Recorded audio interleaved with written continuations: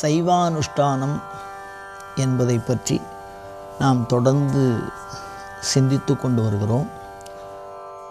இதற்கு முன்னே நாம் சிந்தித்தவைகளை பார்க்கிற பொழுது ஆச்சமனம் அப்படின்னு சொல்லக்கூடிய ஜலத்தை உறிஞ்சு குடிக்கிறது அப்படின்னு ஒரு பகுதி, அந்த ஆச்சமனம் அப்படிங்கிறத அந்த பகுதியின் கீழே இந்த அங்கஸ்பர்சம் அப்படின்னு சொல்லக்கூடிய ஒரு பகுதியை நாம் சிந்திக்க போகிறோம்.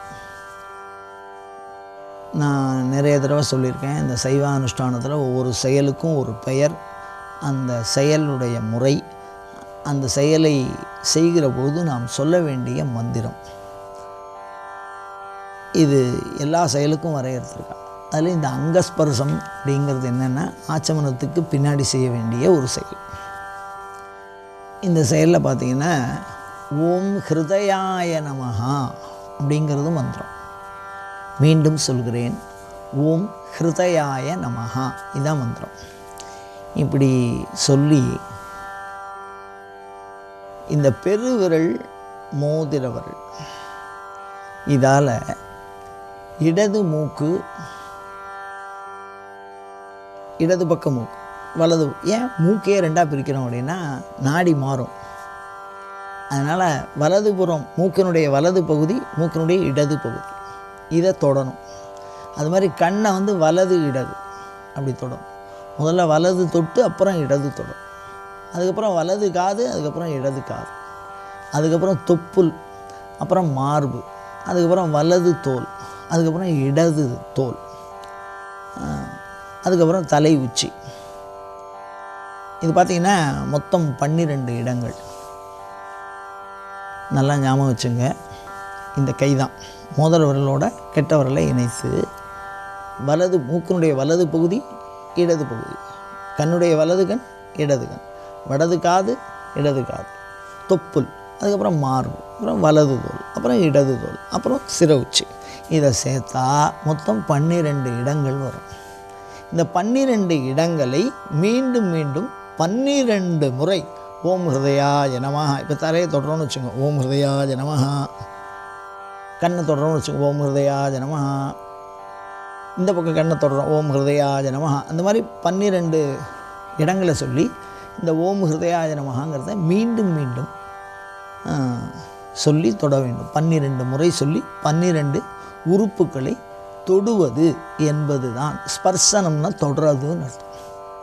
அங்கம்னா உடம்புன்னு அர்த்தம். அங்கத்தை தொடுவது, என்ன சொல்லி தொடுவது? ஓம் ஹிருதயாய நமஹா என்று சொல்லி தொடுவது.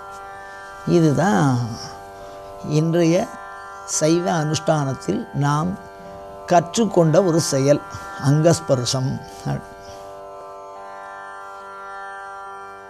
இது இப்படி தொடர்றது ஒரு பெரிய விஷயமா? இதை போய் அனுஷ்டானத்தில் வச்சுருக்காளே, அப்படி சொன்னால் ஒரு மனுஷனுக்கு ஞானம் வந்துடுமா? சும்மா கையை மோதிர விரலை இப்படி வச்சுட்டு இதயாயனமான்னு சொல்லி வலது கண்ணத்தையும் இடது கண்ணத்தையும் தொடர்றதுனால மனுஷாளுக்கு ஞானம் வந்துடுமா அப்படின்னு நீங்கள் கேட்கலாம். கண்டிப்பாக வரும். அதுதான் அதனுடைய சிறப்பு. சாதாரணமாக பாருங்களேன், இப்போ இந்த அக்யூபஞ்சர் அப்படிங்கிற மருத்துவ முறைகளெல்லாம் சொல்கிறா. ஒரு சில உறுப்புகளை தொடுகிற பொழுது அந்த உணர்வு தூண்டப்படுகிறது. அந்த உணர்வு தூண்டப்படுகிற பொழுது ஒவ்வொரு அனுபவம் நமக்கு கிடைக்கிறது. தொடுதலினாலே ஒரு அனுபவம். இப்போ ஒரு ஊசியால் லேசாக அப்படி மேலே குத்துறோம், வலிக்கிறது அந்த இடத்த. அப்போ அந்த அந்த அந்த ஒரு குறிப்பிட்ட பகுதியை உணர்வு மேலெடுக்கிறது. அந்த மாதிரி நம்ம இறைவனுடைய உருவத்தை நினைத்து ஓம் ஹிருதயாய நமஹான்னு சொல்லி தொடரும். இப்போ என்ன பண்ணும் இந்த மனது அப்படின்னு கேட்டிங்கன்னா, ஒரு தடவை ஒரு பழக்கம் பண்ணினால் அந்த மனது அந்த சொற்களை அப்படியே கவனத்திலே பெற்றுக்கொள்ளும். அந்த உருவத்தை இதயத்திலே பதித்து கொள்ளும். மீண்டும் அந்த சொல்லை நாம் பயன்படுத்துகிற பொழுது அந்த சொல் இல்லாத போதே அந்த பொருளை மனம் நினைக்கும். ஒரு சின்ன உதாரணம் பாருங்களேன். மாம்பழம் அப்படிங்கிற ஒரு சொல்லை காமிச்சு மாம்பழத்தை சொல்கிறோம். மாம்பழம் இல்லாத நேரத்தில் அதை நம்ம பார்த்து சொல்ல ஆரம்பித்தோம் அப்படின்னா அந்த சொற்களை அந்த இதயத்தில் புரிஞ்சுக்கிறோம். அந்த மாதிரி ருத்ரர்கள் என்று சொல்லக்கூடிய சிவபெருமானுடைய வடிவம் மான் மழு தாங்கி, கோயில்களில் சிவாலயங்களில் பார்த்திங்கன்னா மான் மழு தாங்கி இருப்பார். ஒரு கையில் மான், ஒரு கையில் மழு, ஒரு கையை அபயம் இப்படி வச்சுருப்பார், ஒரு கை வரதம் இப்படி கீழ் நோக்கி வச்சுருப்பார். இதை எல்லா சிவாலயங்கள்லையும் பார்க்கலாம். சோமாஸ்கந்த மூர்த்தி அப்படின்னு சொல்லுவாள். அதில் சிவபெருமானை மாத்திரம் தனித்து சொன்னால் அது பேர் ருத்ரன், சேர்த்து சொன்னால் சோமாஸ்கந்தர், நடுப்புற அவரை பிரித்து சொன்னால் ஸ்கந்தர். அதனால் அந்த சிவபெருமானை, அந்த சிவபெருமானுடைய உருவத்தை மனதுக்குள்ளே எண்ணி ஓம் ஹிருதயாய நமஹா என்று சொல்லி மோதிர விரலையும் கட்டை விரலையும் இணைத்து 12 இடங்களை, இப்போ 3 வேலை செய்கிறோம். மனசுக்குள்ளே சிவபெருமானுடைய உருவத்தை நினைக்கிறோம், அதே சமயத்தில் ஓம் ஹிருதயாய நமஹான்னு மந்திரத்தை சொல்கிறோம், அதே சமயத்தில் இந்த விரலினாலே அந்த பகுதியை தொட்டு தூண்டுகிறோம். இந்த 3 வேலையும் ஒரே இடத்துல மனம் வாக்கு காயத்தினால மூன்றையும் ஒன்றாக இணைக்கிறோம். இது ஒரு தாந்திரிக முறை. அப்படி ஒன்றாக இணைக்கிற பொழுது இறை அருள் சக்தியானது உங்களுக்கு உள்ளிருந்து மெல்ல தூண்டப்படுகிறது. அப்படி தூண்டுதல் என்பது பல துன்பங்களை நம்மிடத்திலிருந்து விலக்க வல்ல ஆற்றலை நமக்கு தருவதாக அமையும். சாதாரணமாக இல்லை இந்த தொடருதுங்கிறது. அதுபோல் அவ்வளோ அழகாக ஆற்றலை வைத்திருக்கிறார்கள். இந்த வகையில் இந்த அங்கஸ்பர்சத்தை நாம் புரிஞ்சுப்போம். இதுக்கு அடுத்தபடியாக இந்த அங்கஸ்பர்சத்தை சொல்கிற பொழுது எனக்கு ஒரு கங்கையை பற்றி ஒரு கதை தான் நமக்கெல்லாம் ஞாபகம் வருது. என்னன்னு கேட்டால், நம்ம கோயிலுக்கு போகிறோம்ல, அப்படி கோயிலுக்கு போகும்போது குருக்கள் அங்கே சங்கல்பம் பண்ணுவார். பிள்ளையார் குட்டிங்கோ அப்படிம்பார், நம்ம எல்லோரும் குட்டிப்போம். அப்படி தொட்டுண்டு அதுக்கப்புறம் பார்த்திங்கன்னா காதை தொடுங்கோ அப்படின்னு சொல்லுவாள். இது அவர் சொல்லுவார், நம்மளும் ஏதோ காதை தொட்டுருவோம். ஆனால் இந்த காதை தொடுவதற்கு காரணம் என்ன அப்படின்னா, அதுக்கு ஒரு கதையை அவன் சொல்கிறான். என்னென்னா, தசரதன் அவனுக்கு முன்னாடி உள்ள அரசு. அந்த இது ஒரு புராணம், ஒவ்வொரு தலத்துக்கும் ஒரு புராணம் இருக்க மாதிரி இந்த காதை தொடர்றதுக்குள்ளே ஒரு கதை. ஒரு பெரிய முனிவர் இருந்தார். ஒரு பாதத்தில் உட்காந்து ஜெபம் பண்ணிட்டு இருந்தார். அவர் ரொம்ப அமைதியாக இருப்பார். அவர் ஒரு பெரிய ராஜா இருந்தார். அந்த ராஜாவுக்கு 60,000 புதல்வர்கள் இருந்தார்கள். அவர் அஸ்வமேத யாகம்னு ஒன்று பெருசாக ஒரு யாகம் பண்ணணும்னு நினச்சார். அந்த காலத்தில் அஸ்வமேத யாகம்னா என்னென்னா, ஒரு குதிரையை பூஜை பண்ணி அனுப்புவா. அந்த குதிரை எங்கே போய் நிற்கிறதோ அது தேசத்தை சுற்றிட்டு வரணும். அப்படி தேசத்தை சுற்றின்னு வரும்போது எங்கெங்கே நிற்கிறதோ அந்த குதிரைக்கு அந்த நாட்டு ராஜா மரியாதை பண்ணணும். அப்படி அந்த குதிரையை மதிக்கலை அப்படின்னு சொன்னால் அது கூடவே அந்த குதிரை கூடவே சேனாதிபதியெலாம் போவாள். அவளை ஜெயிச்சு அந்த குதிரையை திருப்பி அழிச்சுன்னு வரணும். இந்த உலகத்தை எல்லாத்தையும் ஜெயிக்கிறதுக்கு உண்டான அடையாளம் அது. சத்திரியர்கள் அதை செய்வதாக சொல்லப்படுகிறது. ராமாயணத்தில் எல்லாம் இதை பற்றிலாம் குறிப்பெல்லாம் இருக்குது. அந்த குதிரையை வச்சு பண்ணக்கூடிய யாகத்துக்கு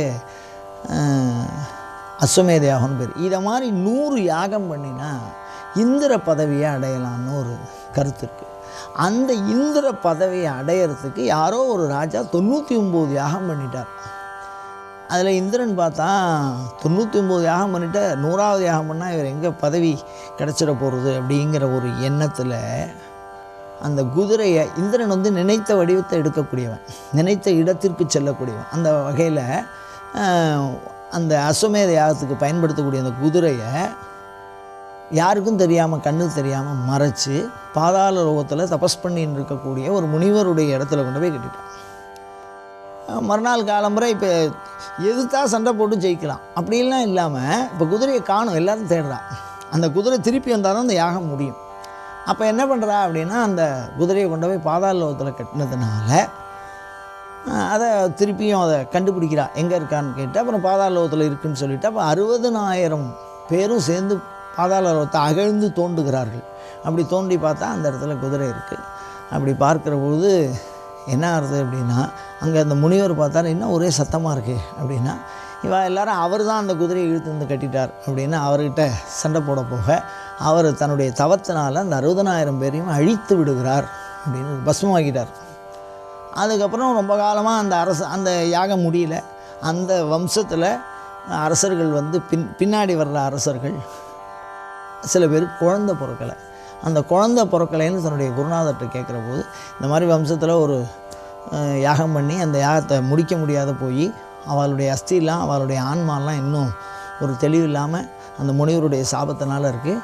அதை கங்கையில் கரைச்சால் அவளுக்கு முக்தி அடைஞ்சதுன்னா இந்த குழந்தை வாரிசு பிறக்கும், அதனால் சில நன்மைகள் நடக்கும் அப்படின்னு சொல்கிறா. அதுக்கு முயற்சி பண்ணினவன் தான் பகீரதன்னு பேர். அந்த கங்கை எங்கே இருக்கான்னா சொர்க்கத்தில் இருக்கா. அந்த கங்கையை பூலோகத்துக்கு கொண்டு வரதுக்கு பரமேஸ்வரன்கிட்ட போய் தபஸ் பண்ணி, அதுக்கப்புறம் பிரம்மாவை தபஸ் பண்ணி, விஷ்ணுவை தபஸ் பண்ணி, அது ஒரு பெரிய கண்டினியூட்டியாக சொல்லுவாள் அந்த கதையை. இந்த கதையெல்லாம் நம்ம ஞாபகத்துக்கு வச்சுக்கணும். இந்த பிரம்மாட்ட தபஸ் பண்ணி, விஷ்ணுகிட்ட தபஸ் பண்ணி, இந்திரன்ட்ட தபஸ் பண்ணி, அந்த கங்கை மேலேருந்து கீழே வரும்போது அந்த ஆற்றலை தாங்க முடியாதுன்னு சொல்லி பரமேஸ்வரன் ஜடையில் தாங்கி அந்த ஜடையின் வழியாக வரும்போது இந்த கங்கைக்கு ஒரு கோபம், என்ன நம்ம சொர்க்கத்தில் இருக்கிறவளை கொண்டு வந்து பாதாள லோகத்துக்கு அழிச்சுன்னு போகிறானே அப்படின்னு அந்த ராஜா பேரில் கோபம். அப்படி வரும்போது ஏதோ சாமியினுடைய அனுகிரகத்தினால தபம் பண்ணி விடாது தபஸ் பண்ணி அப்படியே அந்த கங்கை பூலோகத்துக்கு பாதாள லோகத்துக்கு போகிற வழியில் மேலிடத்துல ஆர்டர் போட்டு ஒருத்தர் கீழே வரத்துக்கு விருப்பம் இல்லை அவளுக்கு அப்படிங்கிற மாதிரி பிரம்மாவனுடைய, இந்திரனுடைய, சிவனுடைய ஒரு கட்டளையின் பேரில் இந்த பகீரதன் பின்னாடி வந்துட்டுருக்கா. அவளுக்கு அந்த கோபம் இருக்குது. அப்போ ஜன்னு முனிவர்னு ஒருத்தர் இருந்தார். அந்த முனிவருடைய ஆசிரமத்துக்குள்ளே போய் தேவையில்லாத பூந்தார். அவர் என்ன பண்ணிட்டார்னா, அந்த கங்கையை ஒரு ஆச்சமன ஜலம்னு சொன்னோம் இல்லையா, உளுந்து முழுகிற லெவலுக்கு, கடலை கொண்டைக்கல்லை முழுகாத லெவலுக்கு அந்த மாதிரி சின்னதாக்கி முழுங்கி விட்டார். அதுக்கப்புறம் அவர்கிட்ட திருப்பியும் சுவாமி, அதாவது அந்த பகீரதன் வேண்ட காது வழியாக அவர் கங்கையை வெளியில் விட்டார். அந்த காது வழியாக அதுக்கப்புறம் பாதாள லோகத்துக்கு போய் அந்த அனைத்து ஆன்மாக்களையும் முக்தி அடைய செய்தால் அப்படிங்கிறதாக ஒரு வரலாறு சொல்கிறார். இந்த கதையை நம்ம ஞாபகம் வச்சுக்கணும். காதை தொடும்போது வெறுனை இப்படி காதை தொட்டால் எந்த விதமான பலனும் நமக்கு கிடைக்காது. இந்த கதை, இந்த பகீரதனுடைய கதை, கங்கை பூலோகத்துக்கு வந்த கதை, அவள் பாதாள லோகத்துக்கு போன கதை, இது எல்லாத்தையும் ஞாபகம் வச்சுட்டு இந்த காதை தொட்டால் கங்கையை நினைக்கின்ற ஒரு பலன் நமக்கு வரும், அந்த பாவத்தை போக்கும். அந்த மாதிரி இந்த தொடர்றதுங்கிறது அந்த ருத்ரர்கள் இறந்த பின் ஆன்மாவினோடு இருந்து உதவுவதாக இருக்கக்கூடிய இந்த ருத்ரர்களை மனதிலே தியானம் செய்து இந்த மந்திரத்தை சொல்லி தொடும்போது அந்த பலன் வரும். அது மாதிரி ஒவ்வொரு செயலுக்கு பின்னாடியும் ஒரு மனதினாலே உணரக்கூடிய ஒரு கதை, ஒரு கருத்து அதை பதிச்சிருப்பாள். அந்த மாதிரி ஒவ்வொரு செயலுக்கும், ஆன்மீக செயலுக்கு பின்னாடி ஒவ்வொரு பெரிய விஷயம் இருக்கும். வெறும் காதை தொடுறதுக்குள்ளே ஒரு கங்கையினுடைய கதையை சொல்லியிருக்கா. அப்படி நினைத்து தொடுகிற பொழுது அதே செயலானது வெறும் காதை தொடுதலாகிற அந்த செயல் மனதினாலே கங்கையை நினைக்கிறதுனாலையும் வாக்குனால் மந்திரத்தை சொல்கிறதுனாலையும் புனிதப்பட்டு பாவத்தை போக்க வல்லதாக ஆகிறது. காதை தொடர்றதே பாவத்தை போக்க வல்லதாகிறது. அந்த வகையில் நம்மளுடைய ஆன்மீக செயல்கள் மிகவும் நுட்பமானது. அவைகளை அறிந்து உணர்ந்து செயல்பட்டு அந்த பலனை அனுபவிக்க முயல்வோமாக. இது போன்ற தொடர்ந்த சிவச்சிந்தனைகளை தூண்டுகிற வினாக்களை உங்களிடமிருந்து எப்பொழுதும் எதிர்பார்த்தவனாய், அயம் தர்மஹா உத்தரோத்தராபிவிருத்தி ரஸ்து.